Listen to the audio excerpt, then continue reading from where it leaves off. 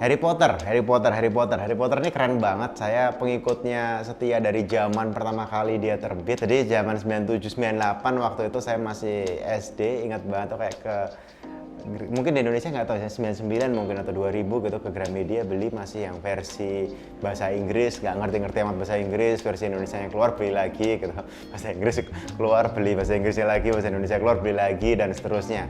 Dan singkat cerita bener lebih dari 500 juta orang sudah membeli buku-bukunya Harry Potter ini yang asli, nggak tahu yang bajakan, yang e-book beredar di luar sana bisa jadi jangan-jangan kayak let's say 800 juta orang atau 1 miliar orang bahkan yang udah terakses ke buku-buku Harry Potter ini. Ini luar biasa bagi seorang apa ya, J.K. Rowling, satu orang yang menulis cerita ini dan akhirnya bisa menjadi worldwide global sekali, dan semua filmnya juga keren dan nilainya kalau nggak salah udah di atas 30 miliar dolar namanya franchise Harry Potter Group ini. Dan ini menarik, saya sampai ke Oxford, sampai ke Edinburgh tempat si Eleven Cafe dia nulis bukunya itu. Yang saya tangkap akhirnya apa yang saya dapat dari sini yaitu adalah satu, ketika dia punya imajinasi yang luar biasa, dia percaya bahwa ini adalah kenyataan di versi dia. Jadi ini non fiksi yang tiba-tiba sekarang semua orang ada di kepalanya bahwa itu fiksi, tapi semua orang sekarang di kepalanya berasumsi bahwa itu ya memang seperti itulah kenyataannya, bahwa sihir itu ada dan seterusnya. Banyak orang percaya dengan hal tersebut.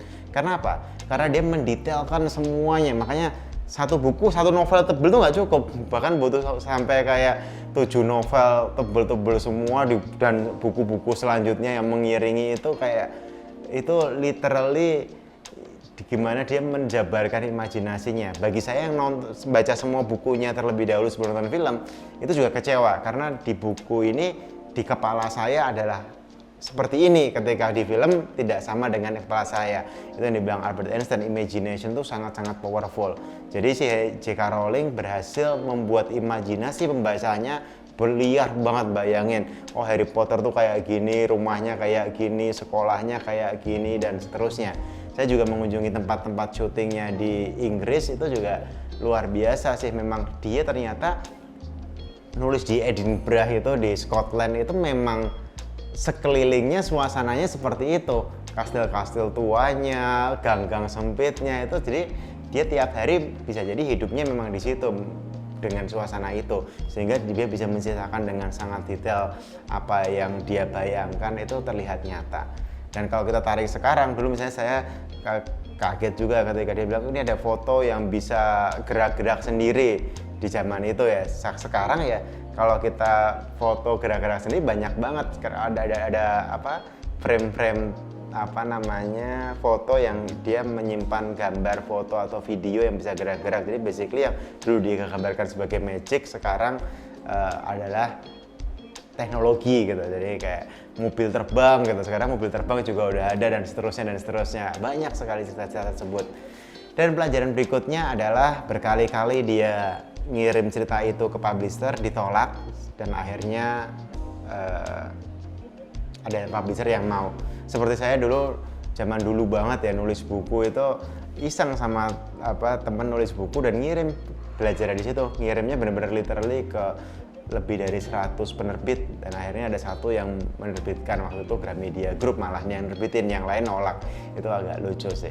Tapi basically persistence, artinya dia nggak terima kalau karyanya ini ditolak oleh satu orang, tidak berarti karya ini tidak bermakna. Dia nyoba orang kedua, orang ketiga, orang berikutnya, sampai akhirnya ada orang yang menghargai karyanya dan bener, boom.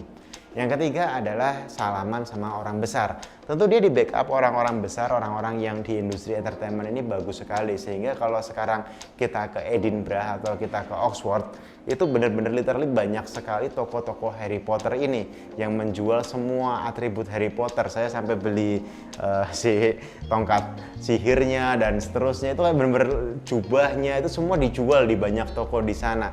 Jadi kayak wisata yang mungkin kalau kita di London juga si konsep apa namanya teater Harry Potter ini, The Cursed Child namanya, itu juga masih diputar tiap hari dengan banyak sekali orang yang nonton dengan harga tiketnya lumayan. Itu menurut saya adalah sebuah industri. Nah, ini yang kenapa saya sekarang lagi gemes, gimana kita bisa punya industri yang mungkin ceritanya sederhana kayak Lion King di video sebelumnya, tapi bisa kayak berlanjut menjadi sebuah industri yang luar biasa. Teman-teman di Jogja atau Prambanan itu juga bikin Ramayana, Legend of Roro Jonggrang, tapi kita sebenarnya bisa untuk nge-push lebih dia menjadi sebuah industri yang lebih masif.